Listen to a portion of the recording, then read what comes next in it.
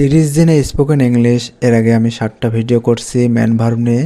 আর আজকে আমি আলোচনা করব টেন্স নিয়ে। আমরা টেন্স শিখব খুব সহজ নিয়মে। টেন্স কি? যার বাংলা হলো কাল। ক্রিয়ার কাজ যে সময় সম্পন্ন বা শেষ হয় সেই সময়কে টেন্স বা কাল বলে। টেন্সের কাজ কি? টেন্সের কাজ হলো সময়কে নির্দেশ করা।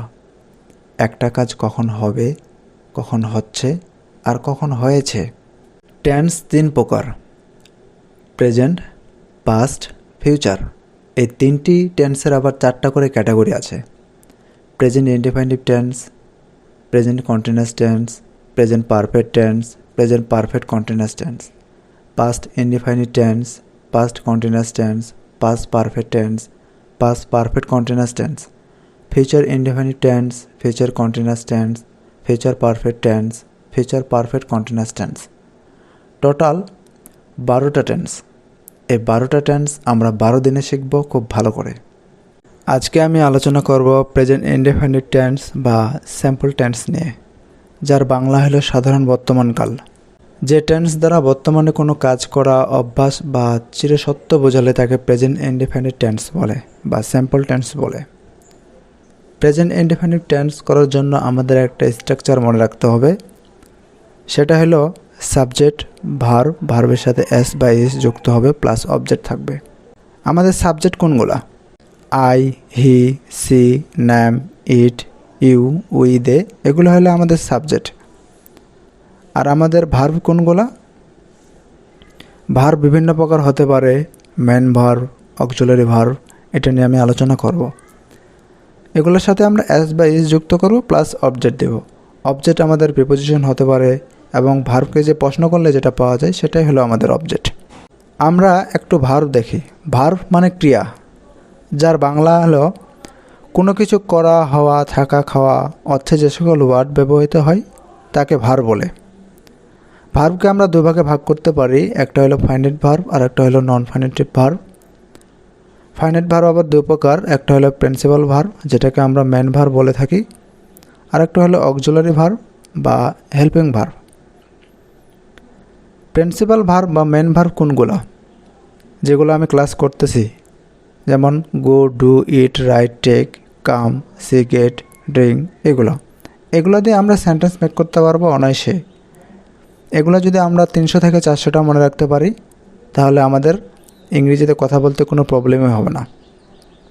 অক্সিলারি ভার্ব আবার দুই প্রকার, একটা হলো প্রাইমারি অক্সিলারি ভার্ব আর একটা হলো modal auxiliary verb. Modal auxiliary verb কোনগুলো? Shall, should, will, would, may, might, can, could, might, ought to, need, dare, used, এগুলো। আর প্রাইমারি অক্সিলারি ভার্ব কোনগুলো? এটা আবার 3 প্রকার, একটা হলো to be verb, to do verb, to have verb. To be verb কোনগুলো?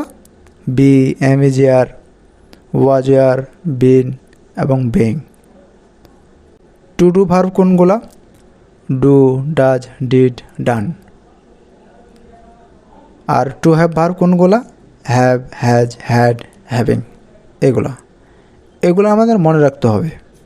প্রেজেন্ট ইনডিফিনিট টেন্স বা স্যাম্পল টেন্সকে আমরা চিনব কিভাবে?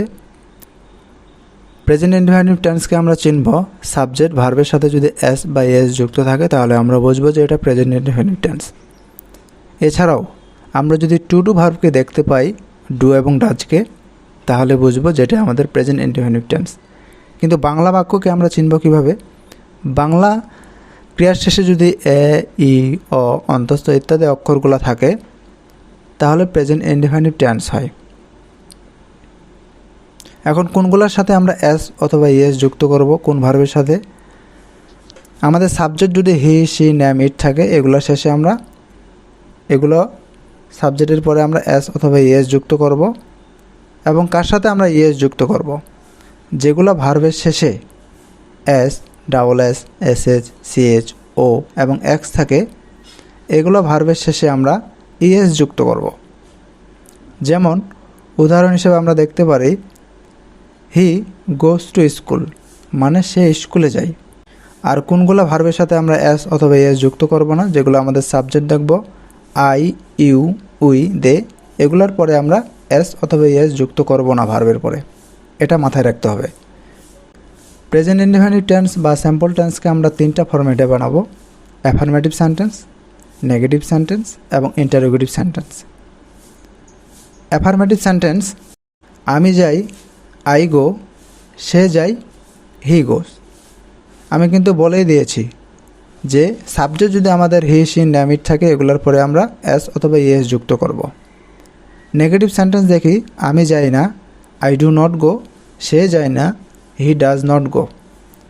এখন কোন ভার্বের আগে আমরা ডু বসাবো এবং কোন ভার্বের আগে আমরা ডাজ বসাবো?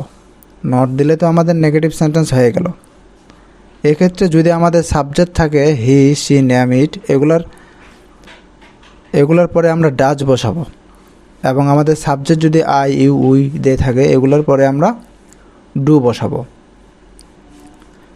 সাবজেক্টের পরে আমরা ডু নট বসাবো এবং সাবজেক্টের পরে আমরা ডাজ নট বসাবো যদি আমাদের সাবজেক্টগুলো থাকে। আমি কিন্তু উপরে সাবজেক্টগুলো লিখেই দিয়েছি। আর এটাকে যদি আমরা ইন্টারোগেটিভ করি তাহলে ডুটাকে সামনে আসবো, নটটা উঠিয়ে দেব। ডু আই গো, আমি কি যাই, সে কি যাই, ডাজ হি গো। এভাবে আমরা সেন্টেন্সগুলো মেক করতে পারবো। তো কারো যদি বুঝতে অসুবিধা হয় কমেন্ট করতে পারেন। আর ভিডিওটি যদি ভালো লাগে অবশ্যই একটি লাইক করবেন। ধন্যবাদ সবাইকে।